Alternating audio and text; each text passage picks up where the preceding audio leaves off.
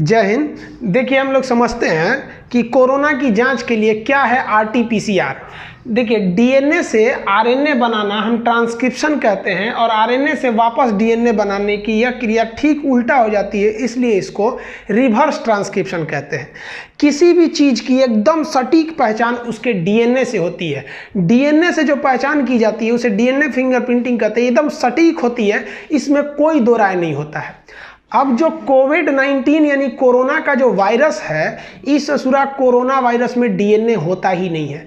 अब बताइए, एक तो ये घातक बीमारी, दूसरा इसकी पहचान करने के लिए जो मेन सोर्स था डीएनए, वो इसमें होता ही नहीं है। इसमें तो आरएनए होता है, कोरोना वायरस में आरएनए होता है। कोरोना वायरस का आप शक्ल देखिएगा तो कोरोना वायरस के बाहर लगे होते हैं स्पाइक प्रोटीन। ये बाहर इसको स्पाइक प्रोटीन जो होते हैं ये इसको पकड़ने में मदद करते हैं, और इसके अंदर जो होता है इसका जेनेटिक मटेरियल यानी जेनेटिक इंफॉर्मेशन ले जाने वाला आरएनए होता है। अब आप बताइए, आरएनए से तो करेक्ट जांच होती नहीं, डीएनए से जांच होती है। तो क्या करना चाहिए, इसी आरएनए को वापस बदल लेना चाहिए। किसमें? डीएनए में। तो आरएनए को वापस डीएनए बदलना क्या कहलाता है? Reverse transcription. इसीलिए कोरोना यानी कोविड-19 की जो जांच होती है वो आरएनए वायरस होने के कारण आरटी यानी रिवर्स ट्रांसक्रिप्शन यानी कोरोना वायरस के आरएनए को डीएनए में बदला जाता है। Reverse transcription PCR, polymerase chain reaction, reverse transcription यानी आरटीपीसीआर जांच की जाती है। अब आप कहिएगा कि सर इस जांच में होता क्या है?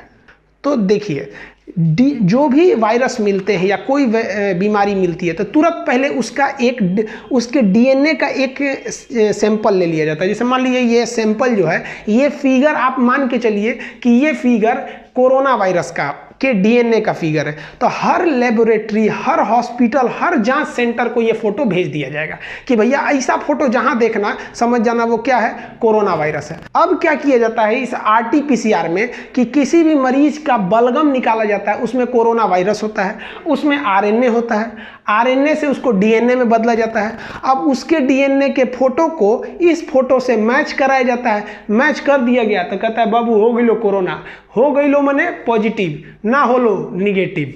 समझ में आ गया? तो मैच कर गया तो पॉजिटिव, नहीं मैच किया तो निगेटिव। इस ससुरा में बहुत टाइम लगता है डीएनए आरएनए मैच कराने में, इसलिए आरटीपीसीआर से जांच करने में काफ़ी दिन लग जाते हैं। इसलिए अब एक नई जांच विधि आ गई है, रैपिड एंटीबॉडी टेस्ट। अब ये क्या है समझते हैं। रैपिड एंटीबॉडी टेस्ट कुछ ही घंटों में बता देती है कि आपको कोरोना है या नहीं है।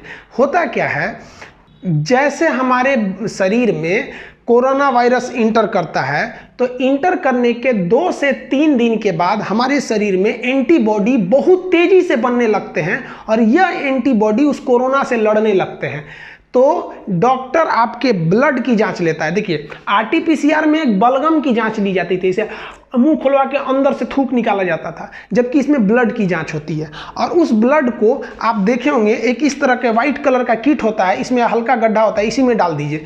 अब उसमें एक केमिकल होता है, वो यह पहचान करता है कि आपके ब्लड में एंटीबॉडी बहुत तेजी से तो नहीं बन रहे हैं। अगर तेजी से बन रहे हैं इसका मतलब आपका शरीर उस कोरोना वायरस से लड़ने की कोशिश कर रहा है, यानी आप कोरोना पीड़ित हैं। अब इस फायदा तो है रैपिड एंटीबॉडी टेस्ट से, लेकिन इस रैपिड एंटीबॉडी टेस्ट से घाटा क्या है? देखिए, अगर मान के चलिए कि कोई मरीज आज ही इन्फेक्टेड हुआ है कोरोना से, तो उसके में एंटीबॉडी बनेगी 3 से 4 दिन बाद, अर्थात इन्फेक्टेड डेट से 4 दिन तक आप इस रैपिड एंटीबॉडी टेस्ट से जांच नहीं कर सकते हैं। पहला डीमेरिट। दूसरा डीमेरिट क्या है कि जब कोई मरीज कोरोना था और वह ठीक हो गया तो ठीक होने के भी 3-4 दिन बाद तक उसमें एंटीबॉडी बनते रहते हैं। यानी अगर वो ठीक भी हो गया है और ठीक होने के 2-3 दिन बाद भी अगर आप चेक करते हैं तो आप समझ जाइएगा कि भैया वो दिखा देगा कि इसको कोरोना है, इसमें एक स्पॉट बन जाती है, एक लाइनिंग बन जाती है। तो इसके यही 2 लॉस हैं। हाँ, लेकिन इसमें प्रॉफिट ज़्यादा है कि जैसे मान लीजिए किसी में सिम्टोमेटिक लक्षण दिख रहे हैं, उसे खांसी हो रही है, सूखी खांसी है, बुखार है, ये है, तो आप आरटीपीसीआर से करेंगे तो टाइम लगेगा 2 दिन। जब आपको उसमें सिम्टम्स दिख रहे हैं तब तुरंत उसका ब्लड निकालिए, 1 बूंद इसमें डालिए, तुरंत 1 घंटे में आपको रिजल्ट दे देगा रैपिड एंटीबॉडी टेस्ट के हिसाब से। समझ में आ गया? ये टेस्टिंग बहुत ज़रूरी है। इंडिया में टेस्टिंग काफ़ी कम हो रही थी, लेकिन अभी इंडिया में टेस्टिंग बहुत ज़्यादा हो रही है, लगभग 1 लाख हो रही है। हालांकि ये नंबर बहुत ज़्यादा भी नहीं है, लेकिन हाँ, कोरोना से बच के रहिए। जो भी कही जा रही है कि वैक्सीन तो एकदम ध्यान रखिए 2019 में तो आने वाला नहीं है। वैक्सीन जो है वो एक लंबी प्रक्रिया। हाँ, ये कहिए कि इजराइल की कंपनी ने जो दवा बनाने की बात कही है, वो दवा भले हो सकता है, तो उसमें भी आप याद रखिएगा सितंबर से पहले ऐसा कोई दवा आने वाला नहीं है। और एम्स के डॉक्टरों का कहना है कि कोरोना अभी अपना विकराल रूप नहीं लिया है, कोरोना अपना विकराल रूप हिंदुस्तान में लेगा। ये जून के फर्स्ट सप्ताह से एकदम खतरनाक रूप लेगा और इसे 2 लाख के पार लेके चला जाएगा। ये एम्स के डॉक्टरों की राय है, मेरी अपनी राय नहीं है, हम कोई डॉक्टर नहीं है। आप समझ गए होंगे ये दोनों प्रकार के टेस्ट के बारे में। आप चाहें तो इसका एक स्क्रीनशॉट लीजिए, फिर अगले चैप्टर में हम लोग आगे समझते हैं।